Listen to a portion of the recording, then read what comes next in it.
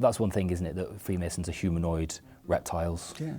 Are you a humanoid reptile? Wow, look at this. So there is Masonic representation on the moon. That really is spreading the chips, isn't it? And what does the actual initiation ceremony, what does that involve? If people want to go onto Google and they want to find that out and ruin it for themselves, that's up to them. What do you know that I don't know? Very little, I imagine. This is incredible. And there's the eye. So a lot of people like to sort of assume that it means, you know, the Freemasons are sort of always watching. I've never read that myself. Are you covering up the world is flat?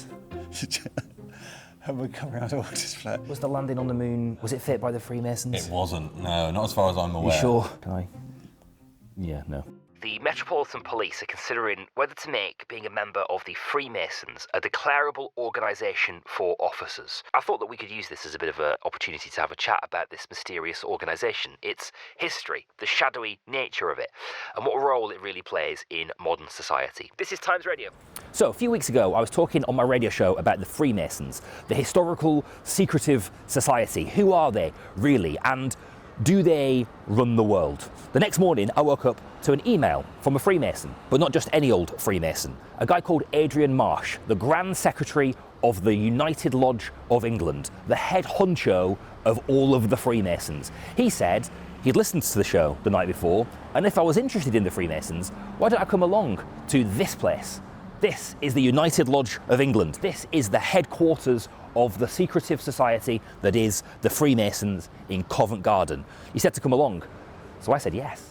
The Freemasons are one of the oldest fraternal organisations in the world. Their history traces as far back as the 14th century and grew from the medieval guilds of stone masonry. Membership is secretive, but high-profile Masons have included members of the royal family, prime ministers, business leaders, and at least 14 presidents. The Freemasons have often been accused of covertly ruling the world. Their secretive rituals and use of mysterious symbols has made them one of the main characters in countless conspiracy theories. Some people suggest that Freemasons are controlling governments to bring about a new world order. Others claim that Freemasons are humanoid reptiles, covering up that the world is flat. Recently, a more realistic accusation has emerged, that Masons in positions of authority have been covering for each other. Do you know how I get in this building? Around the corner. Okay, thank you.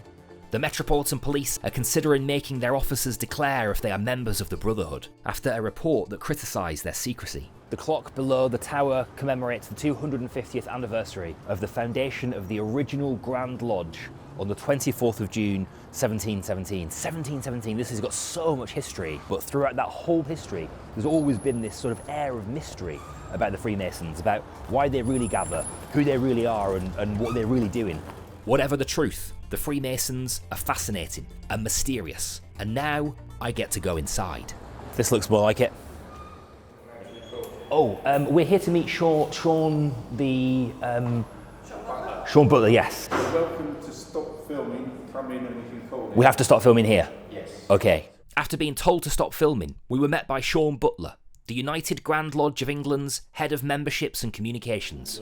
Let's go up to the museum first. Okay. We'll have a walk through and I've got a nice little route planned. Yeah. So you can see everything. Brilliant, okay, let's Yeah, go for it. let's do it. Excellent. So the building itself was originally a war memorial to the thousands of Freemasons who were killed in the First World War. And people can just come in here, right? So you can just... 6 days a week, Right. open to the public. So this is our shop. You'll see a number of the different types of Masonic regalia. When I say regalia, those are the aprons that we wear. Those are on display there, so anyone could come and buy one of those. Surely you have to be a Freemason, do you not, to wear the full get-up? No, I mean, if someone wants, in the comfort of their own home, to dress up like a Freemason, there's nothing stopping them from doing so. Right, should we go along to the museum? Yes, okay. What's down here? The book that you see in front of you here, The Constitution of the Freemasons, this is from 1723. So this is really the rule book that governs Freemasonry from its earliest point. This is the original? This is one of the originals, yeah. Wow. This was seen very much as a cornerstone for the United States Constitution. Yes. Because a number of the founding fathers were Freemasons, and several of the principles included in here you can then see replicated in the Declaration of Independence. George and the Washington. US George Washington, Benjamin Franklin. Yeah. Yeah, all of them very passionate Freemasons. This is a mega throne. This is a mega throne.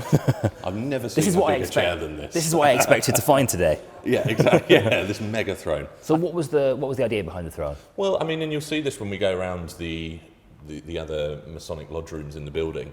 The throne really is a cornerstone to the structure of a lot of the meetings. So the person who governs the meeting, what we call the worshipful master, he will have a throne or a special seat which he sits in. In every meeting? In every room. We'll see one at the end of this room, actually. Right. So this is the United Grand Lodge of England. Where does that sit in the sort of hierarchy of the world? It's the oldest Masonic Grand Lodge in the world. What we have is we have provinces. We have 48 provinces. So that's areas within England, Wales, the Isle of Man, and the Channel Islands. Yeah. And then we have 32 what we call districts, which are spread across the world. So we have districts in South America, we have districts in Europe, we have districts in Africa, the Far East. So it's all English Freemasonry spread across the world. How many actual Freemasons are there? Around 6 million. 6 million? 6 million. Yeah. Wow. This was actually the Master Mason's apron that belonged to Winston Churchill. Wow, this is Winston Churchill's and apron. You can see his case just here. How many other Prime Ministers have been Freemasons? I think it's George Canning, who was a Freemason in the 1800s. Other than that, nobody. And are there many politicians now who are Freemasons? No, not that I'm aware of. Really? I mean, and you're the membership guy, so yeah, you would know. I would probably know. In 2018, The Guardian reported on 2 lodges set up 80 years ago in Westminster to recruit members of Parliament and influential political journalists to the Brotherhood. There was a whole thing, wasn't there, a few years ago about this lodge in Westminster. So what was the story with that? It's an interesting one, that, because it's a great example of how these misconceptions can, imagine sort of like a small snowball at the top of the hill, rolls down a snowy hill. By the time it's a massive snowball. The reality of that is there are a number of inaccuracies within that particular story. Okay. The lodge itself meets here in Camden, doesn't even meet in Westminster. Right. We checked at the time, there were no current serving members of Parliament who were member of the lodge, New Welcome Lodge, which was a lodge that was referenced, and the Press Pack Lodge that you referenced, there were no members of the Press Pack that were members of that lodge. What you had really was sort of retired security guards that used to work in the Houses of Parliament, that sort of thing. I just sort of find it slightly hard to believe that there are no members of Parliament. 600 members of Parliament, hundreds of thousands of people do. I couldn't say there were no members of Parliament. I don't know for a fact where there aren't, but certainly as members of that lodge, there are no members of Parliament. But there could be members of Parliament. There could well be. There could well be. Yeah, but as I say, it's just not important for us. But you wouldn't know that. No, it's not important for us. No. So this is the library. This is the library, but very quickly, this is a really cool little piece of information. Buzz Aldrin, who was obviously one of the first men on the moon, was himself a Freemason. And before he went, he sent a letter to his Grand Lodge, which was the Grand Lodge of Texas, and to mark the amazing achievement, he actually said to Buzz Aldrin, could you claim Masonic jurisdiction over the moon? And he did. So there is Masonic representation on the moon. That really is spreading the chips, isn't it? Was the landing on the moon, was that faked? Not as far as I'm aware. Was it faked by the Freemasons? It wasn't, no, not as far as I'm aware. You sure? Yeah, I'm pretty sure. Yeah. I'm pretty sure. Trust me, Freemasons struggle to organise a dinner for themselves of an evening. I think faking a moon landing would be a tad of a stretch. I don't think there's a conspiracy theory that Freemasonry doesn't get wrapped up in, to be honest. What are the ones that sort of frustrate you the most? Oh, gosh. Well, the obvious one for me is the incorrect suggestion that women can't be Freemasons. So there are 2 female Grand Lodges and 1 male Grand Lodge. Are there some lodges that women can't be members of? Yes. So United Grand Lodge of England is men only. Right, let's go through it. When we have one of our 4 big annual meetings, they will get their regalia and their aprons on in here.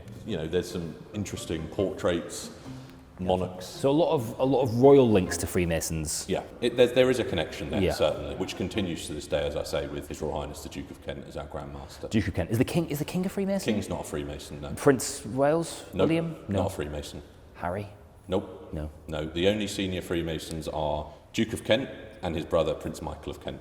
I was saying earlier that this building was originally constructed as a peace memorial.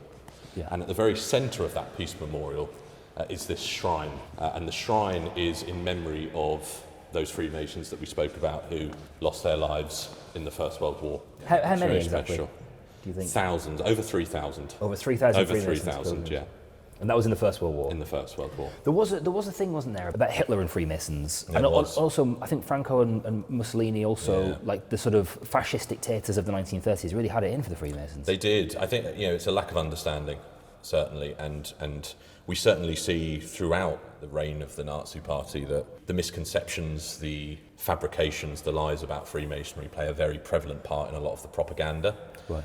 And Hitler actually described it as part of a global Judeo conspiracy. Yeah. So what you see there is a clear attempt to, conflate Freemasonry and Judaism as a sort of enemy of the state. And we know that tens of thousands of Freemasons were killed in concentration camps, which, to be honest with you, I think goes some way to understanding why Freemasonry has been reticent in the past about being open and talking as openly as we are now, because there was a real genuine fear, quite rightly and substantiated reason, to be concerned about well-being. There was a point where the Nazis had invaded the Channel Islands. The Masonic Temple in Jersey was ransacked. We know that people from Jersey were taken to concentration camps in Europe, and at one point it looked very likely that we would be next in the mainland. The events of the 30s and the 40s just meant that had to change. As I say, for the sake of saving lives, it had to change. So quite a lot of that sort of 1930s sort of fascism, Freemasons getting persecuted, literally persecuted, and the conflation with Jews and some of the conspiracy theories around Jews and things are kind of back, right? Like that, it feels like that persecution is sort of starting to happen again.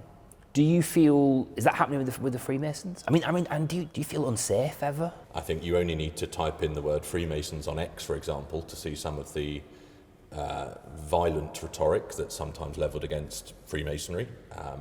And that can be worrying, it can be concerning. But as I say, our focus is trying to turn those misconceptions around. And we do that, we think, by talking about all the great things that Freemasonry does, to try and address those common misconceptions using the new channels of communication that's available to us. And we know that's not going to happen overnight. Do you ever feel a bit unsafe? Like, do you sort of look over your shoulder occasionally? Occasionally I do. Again, it's serious stuff. And I think actually social media now has given people a platform to act and behave in a way that I think they wouldn't do, I would hope they wouldn't do, if you were stood in front of them or having a regular conversation with them. But it does happen, doesn't it? It does happen, and it's something that we have to be wary of. It is. For all the effort Sean was making to be more open, there are still rituals and traditions that are shrouded in secrecy. I was wondering if it was inevitable that people would fill the gap with their own theories. Well, each of the doors individually weigh about 1.5 tons each. Can I touch it? You can, yeah. Wow, look at this. Wow, this is incredible. Look at that ceiling and the thrones. So this is the Grand Temple. So this is the main Masonic lodge room in Freemasons Hall. There aren't many sort of lodge meetings that take place in here a year.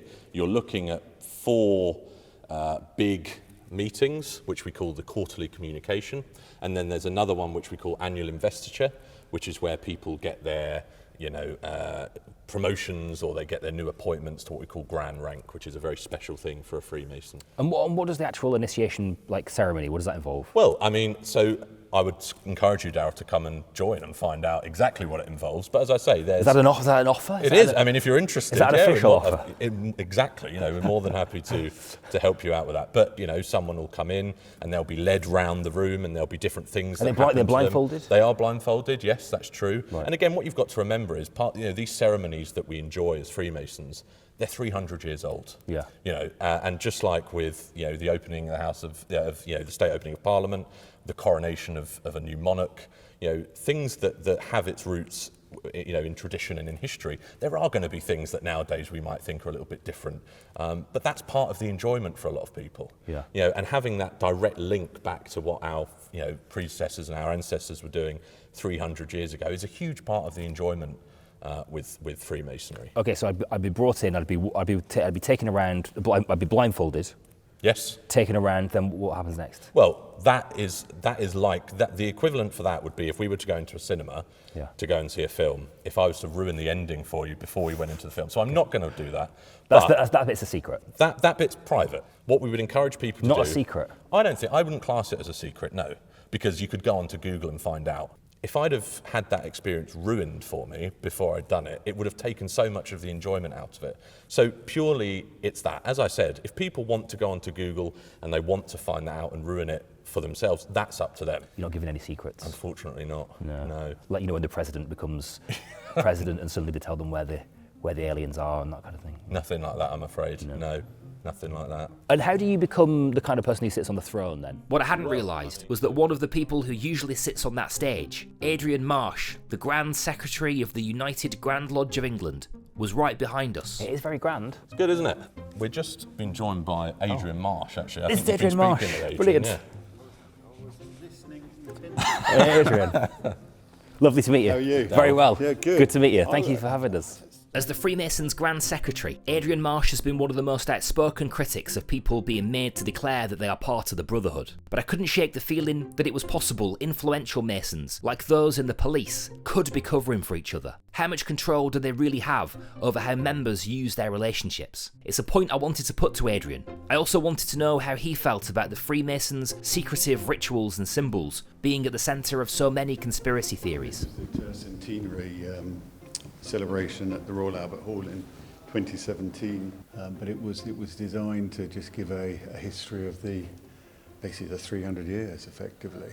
And there's the eye. So Yeah. I think that's the first time I've seen the eye since we got here. So what is the history of the eye then? Because that's sort of like one of the most contentious, not contentious, but maybe it's one of the most misunderstood sort of bits. It means a lot of things to different people, and you know, the convention that I would always look at is that when you're trying to create an organisation that's secular, so you can't have a defined God as you would in a religion. It's something that says that actually, you know, your actions and deeds are observed, and you know, you will have a reconciliation of your life at some point. You do have to believe in a supreme being, do you? Yeah, it's important that you have a faith, because a faith will guide your morality and your value set, Right. typically and historically.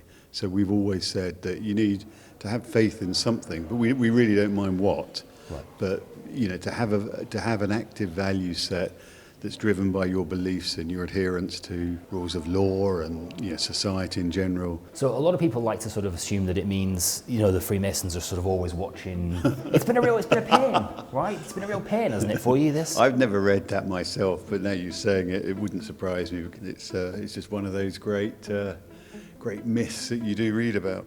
I was curious about Adrian. How do you become the Grand Secretary of one of the world's oldest societies? And I was retiring from, say, my career in industry, and I was asked, would I consider joining here and being the Grand Secretary? And it wasn't something that even crossed my mind in whatever wild dreams I may have had at the time. And I talked to Jonathan Spence, who was our programme master at the time, about what he wanted to do. Did I like the organisation? Did I think that we could get it growing again, making it a value to members? And particularly in a world now where you have a lot of young people who are, you know, quite often not interacting on a daily basis other than on Teams or Zoom. We're an organisation that, outside of maybe your family or, you know, occasionally a religious group, we actually have multi-generational communication. And loneliness, young male, young female loneliness is a huge issue at the moment. And we do provide something that gives people a chance to have a degree of social interaction, which they might not ordinarily. I was still intrigued about the Freemasons' mysterious initiation ceremony. I was hoping Adrian might be more forthcoming. I think we got to blindfold and being taken through the room, but from there it's off limits. Yeah, I sort of understand the sort of theatre of it, really, and so you can go online, you can find out anything you want. But part of the enjoyment of it doesn't suit everybody. It's not everybody's cup of tea, but people who do like a little bit of tradition, a little bit of theatre, going round in a ceremony where certain things are being pointed out and the language is quite traditional, Old English language, it is quite moving and quite powerful. And Why does it have to be a secret? Why does it have to be so secretive? I don't think it really is. But my interpretation of it is back to your values. Do you really believe in something? Are you prepared to put your name to it and take an oath on it that this is how, you know, you would want to behave and you'd want others to behave to you? The secrecy is, again, it's not really, there's nothing that's secret. There is nothing that's secret. So the theatre is kept as theatre. But you So can you get don't on you don't learn something. Sean wouldn't tell me, but you don't learn something in that moment. that. No, not that's going to no. It's simply a symbolism about holding something dear to your heart and being prepared to maintain that value. And is there the handshake? Is there a handshake? There is indeed. There is. Yeah. Would you do the handshake? I did when I came in, when we shook hands. You shook my hand. Yeah. Did you? Yeah. Are you serious? Yeah. I didn't even notice. There you go. Are you serious? That's the myth, Are you isn't it? serious? Of course. There was something. Can we do it again? No. Oh no! Are you serious? It's a handshake. It's a handshake. But just to be clear, you did something in that handshake. I shook your hand in a Masonic way. In a Masonic way. Yeah. And you wouldn't have had a clue. I don't have a clue when someone shakes my hand. So if one Freemason greets another Freemason anywhere, there is a specific way in which they shake their hand. There could be, yeah. There could be. There could be, or there is. Well, Depending on the person. Depending on the person, yeah. I mean, if you wanted to overly exaggerate something, you could do, for sure. I sort of feel a bit confused. I know. Well, you have to join. Have I become a Freemason? You'll Is have that to what join. happened? You're not going to leave now, are you? No, exactly.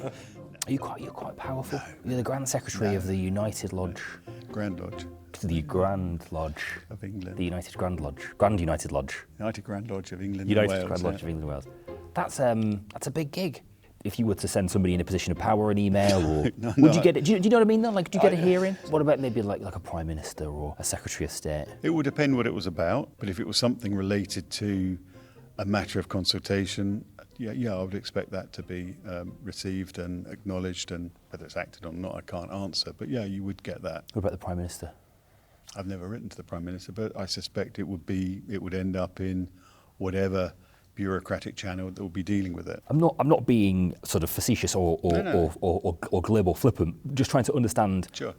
The sort of the influence, not in a sort of kind of conspiratorial sort of way, but what sort of influence do you as an organisation and you as the head of the organisation have? Limited. I mean, we're 170,000 members. So if you look at it from a political perspective, we don't have a political clout. If it was to do with a charity that we're fundraising for, then yeah, I'd expect to have at least a dialogue about the money we've raised and what it was going towards. How frustrating do you find the sort of what you would regard as misinformation and the sort of conspiracy theories that float around the Freemasons? I think it's a great shame because I think it does cast the wrong light on things. I think it's very misinformed. Are they all inaccurate? Yeah, I'd say so, yeah. I mean, all is a very all-embracing term. So, I mean, I haven't read everything, but certainly the things that we saw recently, one of the ones with the Met Police as part of their consultation exercise when, it was, well, there's a perception that people's promotions are influenced. I said, but really?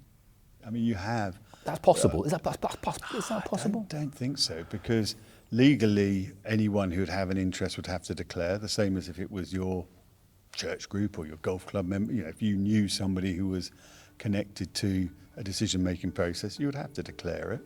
It was a report into how police handled the unsolved murder of investigative journalist Daniel Morgan that recommended making officers declare if they are Freemasons. Daniel Morgan was a private investigator who was murdered with an axe in 1987.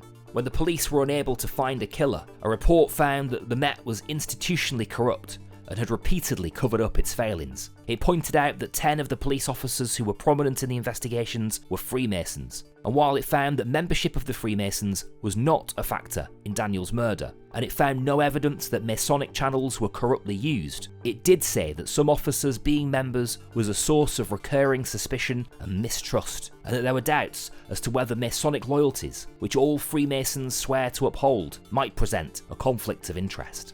The perception is sort of one Metropolitan Police officer may cover for another Metropolitan Police officer or a police officer, in any kind of, or anybody really in a position of power in an organisation because they are Freemasons. Not necessarily that's a sort of diktat from above or that's authorised by you or that it's in the constitution of the Freemasons, but just because I suppose if you are part of an organisation and another person's part of an organisation, maybe just naturally that happens. Accidentally it happens.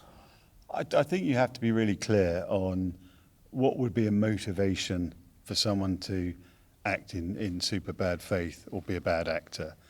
And it wouldn't be because they're a membership of a particular organisation, unless that organisation had great rewards that came with it. So if you were in an investment club or whatever, and your membership and your wealth was created on it going forward, yeah, I could see possibly then you'd have some sort of mutually vested interest. But a mutually vested interest in that you're a member of a club, I'm not sure. I can't see how that plays myself. Do Freemasons kind of look out for other Freemasons? Is that a part of the process? I think Freemasons look out for people in society. So, you know, in terms of if you were concerned that someone was being impoverished or disadvantaged from a health perspective, would you look after them? Yeah, of course you would. But I wouldn't say if confronted with a choice, if someone's a Freemason, someone's not, would I'll go for no, not at all. It will go for the cause that's the greatest. Is it sort of possible that some members of the Freemasons kind of misinterpret being a part of the Freemasons in that way and would have? That I would say categorically not. There's no ability to misinterpret it. It's super clear. And when you were talking about obligations earlier, the key obligations are all around the opposite of what you've just described. Right. So that would be more than unusual. That would be just wouldn't. Yeah, it would. You would not be any. There's no ambiguity. Is what I'm trying to spit out at all. It could not be clearer that that's not expected. It's not countenanced. And if we ever found out, we would throw someone out. In my opinion, that there's no advantage for it either. So, I'm a finance director. So, I think in terms of risk and consequences, and why would someone do something that have to be, a benefit of sorts? And either the benefit is that we are siblings, and therefore as a sibling, I'd protect a sibling or my child or my parents. Yeah, I can see a familial bond that you operate under. And so that would probably apply, though, wouldn't it, to Freemasons? No. If you're both part of the same brotherhood, the same kind of organisation? No, but that's no different to saying if you're part of the same, you go to the same pub, you're part of a quiz team. It's not really.